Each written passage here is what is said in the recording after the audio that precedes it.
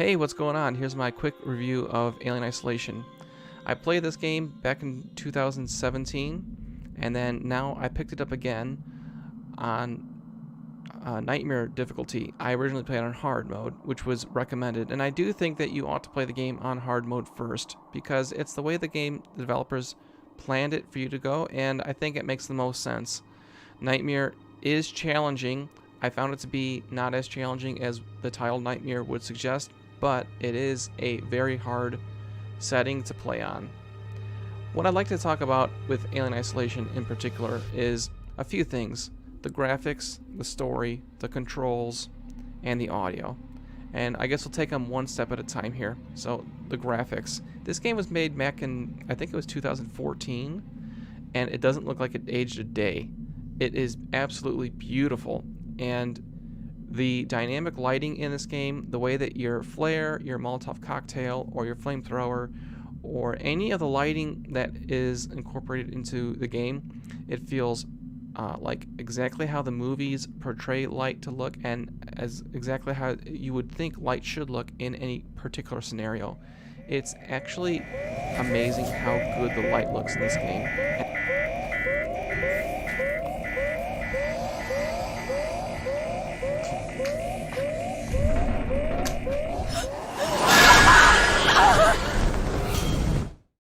The controls. I think the controls take a bit of getting used to. You have to get good at spinning the wheel. You can spin your mouse and whatnot, but I've found it much easier just to hold down the Q and then hover over the weapon that you need to use. And it's a bit challenging, but once you get an idea of what all the items do, it's not so bad. For first-time players, and with my first playthrough, not the Nightmare mode, but in my first playthrough, I just mainly focused on the noisemakers, flares, and some of the weapons. But there's so many different things you can craft in this game that it's kind of a little too much in my opinion. I think you could probably get away with never using the pipe bomb or never even building a pipe bomb. You probably can get away with not using some of the other items if you're just very studious with your crafting items. But with that being said, make everything that you want to make, and you'll definitely get use out of it. The EMP also, again, like I said, I barely use the EMP in my Nightmare run. I didn't even think to use it. I think I used it maybe once, so I don't think it's all that. I don't think all the items are all that helpful. You just have to be wary of not spreading your items too thin.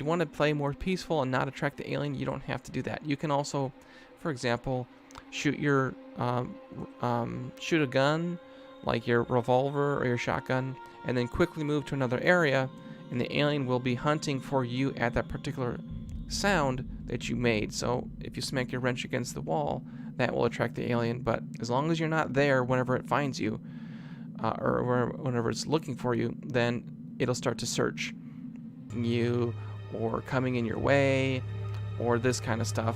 Like, the alien really, honestly, it's just roaming about the space station, and it's always searching for you, and the master AI, I would imagine, is going to be doling out small bits of information that this is where the player is, in this quadrant of the map, and then it'll start to look for you, and then it'll start to aggressively search for you, but then eventually it'll give up and go away.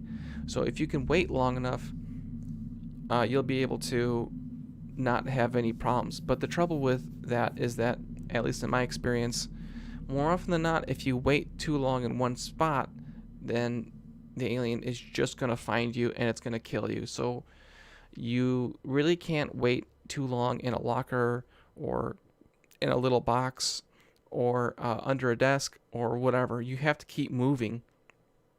You have to use your environment to your advantage as well. Know where your escapes are. Always be trusting the fact that the next step that you move forward is one step away from the alien. And, you know, not everything is perfect, but, man, that will be my best advice, is just to keep moving and don't get caught up with the fact that you're scared. That's the point of the game, but you have to keep moving. I think it's one of the best survival horror games I've ever played, and that's just because, like I said, a lot of it is not scripted, so the alien can come at you from in front, from behind.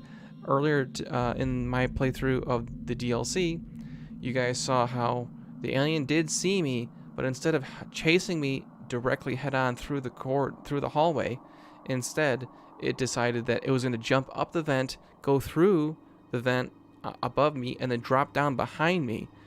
Luckily, I moved out of the way before that happened, but that was exactly what it did, and I was very lucky to keep moving out of its way. If I didn't move, I was going to die. So it is always thinking about ways that it can kill you in a surprising fashion. So I have to give major props to the developers in that regard. It's exceptional. I've heard that the alien has like 32 decision trees in how it searches for you, the player. So it will go from cycle A to cycle B to cycle C, all the way down through all of these different ways. So you really do need to keep moving and distract it with flares, noisemakers. You can throw Molotov cocktails at it, which is also very helpful. Okay, let's go on to, I guess you could say, some spoiler sections or parts of the campaign that are just very notable. For me, I think that the most notable section of the campaign has to be the medical facility, is where you really are placed into the alien without any restrictions, and the game really starts to go. It's after the intro. It's after some of the I guess more of the hand-holding type sections in the beginning. But once you get to the medical bay, that's where the rubber meets the road, and the alien is actively hunting you. It does have the one scripted scene where it drops down from the vent and looks very creepily, and of course the lights start to strobe on you and everything else. But it's just amazing, because not only do you have to go into the medical bay like 3 times in the game, but the second time is the worst. It's the absolute worst, because the room is, this dust is kicking up everywhere. The lights are strobing. You have the alarms blaring on you, and it is just it's so tense and crazy. So of course, you not only you have that, but you also have all these dead bodies everywhere. It's just a complete madhouse. Along with that, have all of these word logs about doctors and dentists and all these different people arguing about supplies, and they have this alien that they're trying to figure out that sucked onto someone's face and all this stuff. It's just crazy. So it really sets the mood. It really makes you think that this is a really lived-in place. So much of the ship looks like people really do live there. Other parts of the story, I wish that that Creative Assembly was able to tell the story a little bit more clearly, because there are a fair amount of parts in the campaign where they just don't do a good job of conveying what you have to do. And in particular, one section of it is this key scene where you go down into this alien converted depths. We're in the belly of the beast, and there's 2 aliens chasing you. And this, you guys know, it's that scene where everything just looks like it's a part of the alien planet, because it's at the bottom of the belly of this Sevastopol ship. You have to, like, when you come out of that, which is in alone a very notable and awesome space, Amanda decides that she wants to somehow destroy it by overflowing the power systems of this giant electrical underground massive nuclear reactor facility or something. And then she makes some psychobabble or technobabble to Ricardo, who's helping you over the radio, And he says, I don't understand anything you just said, but just go for it, you know? And I kind of feel like it would have been nice if they were able to drop some hints earlier on about that, so that it would have made a little bit more sense. And there's a couple other portions in the campaign where you kind of forget that you don't even know exactly why you're doing what you're doing. And it's not that they don't explain it, it's just that I think that they could have done a better job reiterating or speaking more clearly about what you have to do. But with that being said, on my second playthrough, everything really did make sense, and I didn't have much of a problem explaining to my chat and in my own mind what was really going on. Okay, so other key and notable sections in the game. I think that the voice acting is incredible. The finale, I guess you could say, the last 2 or 3 hours of the game are incredible, just so tense, so well done. The escape is awesome. I love how the story ends. I love also that they spent time to go to the actual planet, the actual alien homeworld, and go investigate that through a flashback. That was really cool. They didn't have to do that. It does slow the game down a little bit, but for first-time players, it's pretty awesome to be able to go into the spaceship and see the space jockey and see all these alien homeworld type stuff and all the eggs and everything else, just like the film. It's really cool. Judging from what I know about Amanda Ripley and the storyline from the comic books and whatnot, I don't know how. I don't know what they would do about that. So they would probably want to use some of the comic book material, but my estimation is that they really would only reference it and just come up with their own story anyways, because that's what everyone would do if they had the alien license. They just come up with their own storyline essentially and just just ham-fisted in however way they could. I guess one thing I was wondering about, and maybe if they ever decide to make an Alien Isolation 2, which I don't think they will, but if they decide to, there was no alien queen in the game, and I think a lot of fans would have really enjoyed to see some kind of queen scenario where you have to burn it or whatever, like the second film, but that wasn't meant to be. So I guess hopefully they'd put that in the next one, but I don't think there's a whole lot wrong with this game. I think honestly the DLC kind of stinks.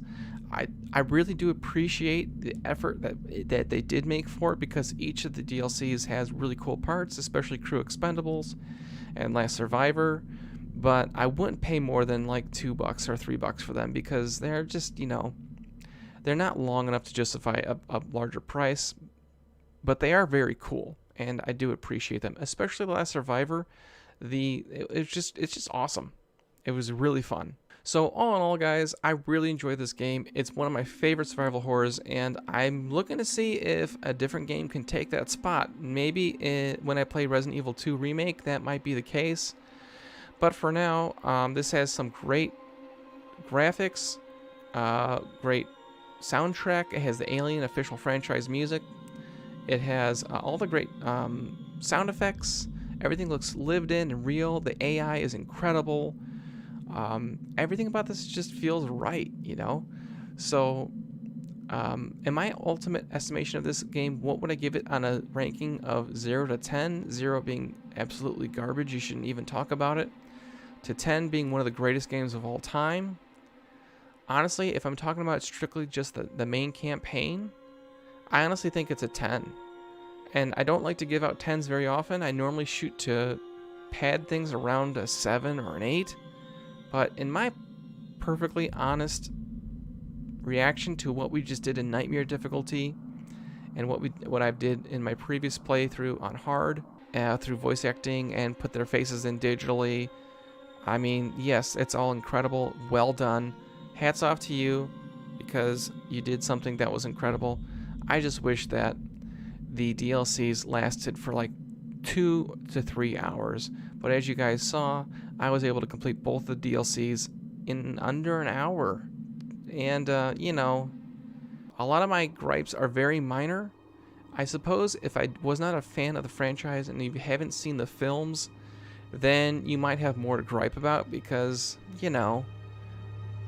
they don't fill in a lot of the side details. I mean, they kind of do, but I think, honestly, as much as there are things that you might want to complain about, I think that ultimately, though, the main campaign is a 10. I mean, there are some missteps here or there. Maybe, let's say, a 9.5. Some of the audio logs and some of this kind of stuff is like, they're trying to do this whole like backstory about how Sevastopol's trying to get sold, and Weyland-Yutani, no one wants to buy it, but eventually Weyland-Yutani does because they find out that the alien's there. But yeah, maybe they could have done some other things to maybe spice up the story, but ultimately, I think that this is just, I think it's a nearly perfect game. I don't know. I mean, I'm sure there's other great survival horror games out there, but at least for the main campaign, it's an absolute blast, and you should play it.